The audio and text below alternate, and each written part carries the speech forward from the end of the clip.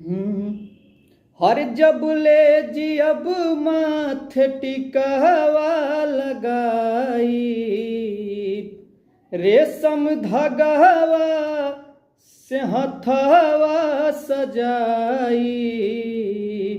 जब ले जियब माथे टिकवा लगाई, रेशम धगवा से हथवा सजाई।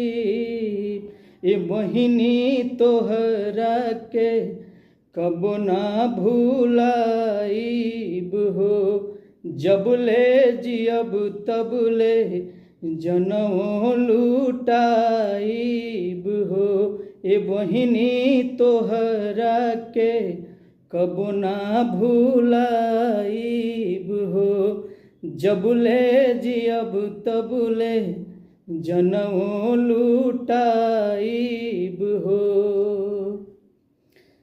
हर जहिया से गईलू बहिनी छोड़ के तू घरवा, सुन लागे अंगना दुआर हो। हर बीतल समैया नहीं संगवा के बिसरे, याद आवे बचपन के प्यार हो। अरे अरे भैया हो राजेश भैया, नेहिया जानी तोड़ी हो।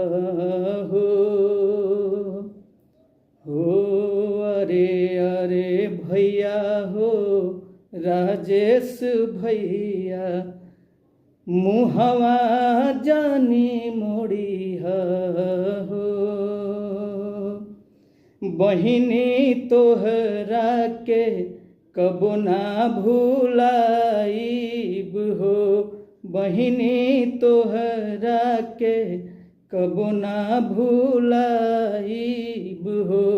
जब ले जियब तब ले जनमो लुटाइब हो, जब ले जियब तब ले जनमो लुटाइब हो।